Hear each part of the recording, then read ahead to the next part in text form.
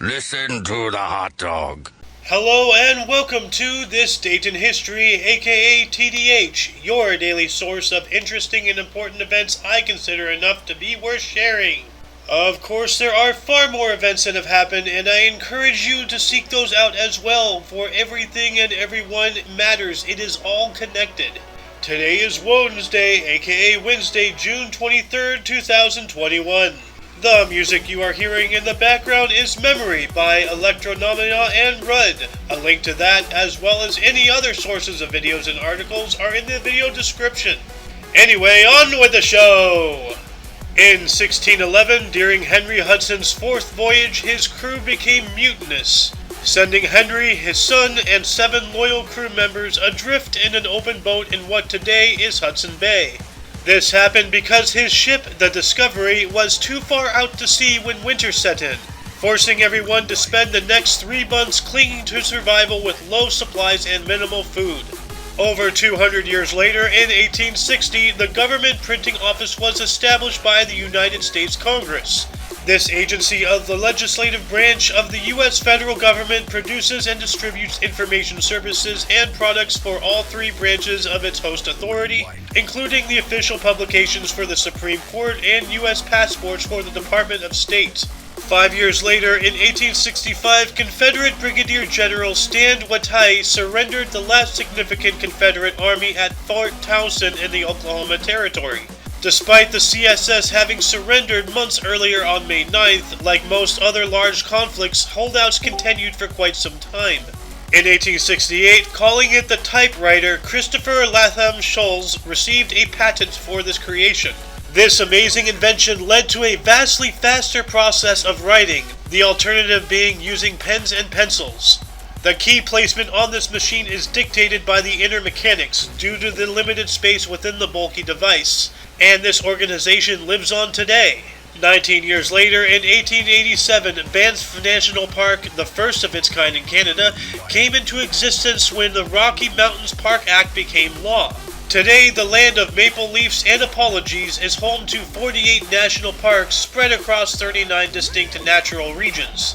In 1894, at the initiative of Baron Pierre de Coubertin, the International Olympic Committee was founded at Sorbonne in Paris.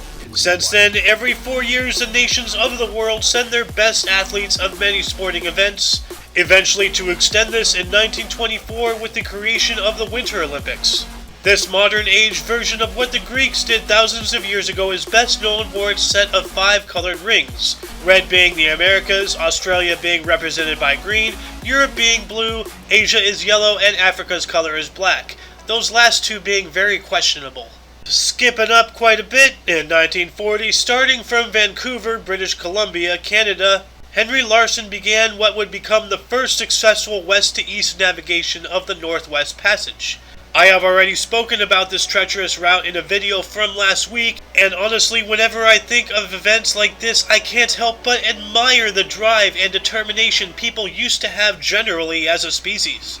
Also in 1940, accompanied by architect Albert Speer and sculptor Arno Breker, Adolf Hitler took a 3-hour tour of the architecture of Paris in his only visit to the French capital. One of his destinations was the tomb of Napoleon. Some of the reasons for this visit are due to the similarities he and the former French emperor had. Adolf also ordered the destruction of 2 World War I monuments, wanting to eradicate any traces of German defeat. 1 year later, in 1941, declaring independence from the Soviet Union, the Lithuanian Activist Front formed the Provisional Government of Lithuania. All was well and good for a few weeks until the Fire Nation attacked. Oh wait, I meant the Nazis. By this time, nearly 250,000 displaced Polish Jews had called Lithuania their temporary home until the beast they were running from caught up. 1 more year later, in 1942, a Focke-Wulf FW-190, Germany's latest fighter aircraft, accidentally landed at RAF Pembury in Wales, resulting in the capture of the craft. Obviously to be studied and reverse-engineered, the stroke of luck for Allied forces allowed them better odds to combat the Luftwaffe both in Europe and in Africa. In 1959, Klaus Fuchs, the convicted Manhattan Project spy, was released only after having served 9 years in prison. ultimately allowed to emigrate to Dresden, East Germany, and resuming a scientific career. One would think someone who essentially allowed the Cold War to become a thing would have been put to death. But no, instead we essentially gave him to the very people he hated. In 1960, Inovid, a combined oral contraceptive pill, was approved by the United States Food and Drug Administration, making it the first of its kind in the world. Known today as mesrenol or norethindrol, I challenge you to pronounce that better. It would take another decade of study before it was discovered this drug caused increased risk of stroke and myocardial inflammation, among other side effects, mostly perpetuated by other things like smoking.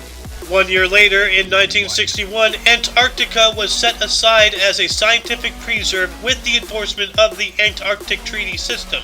This document is law over the continent, including its islands and ice shelves, and also limits military activity within the boundaries. Today, there are 70 permanent research stations scattered across the gargantuan landmass, which is technically a desert and is inhabited by people from 29 countries.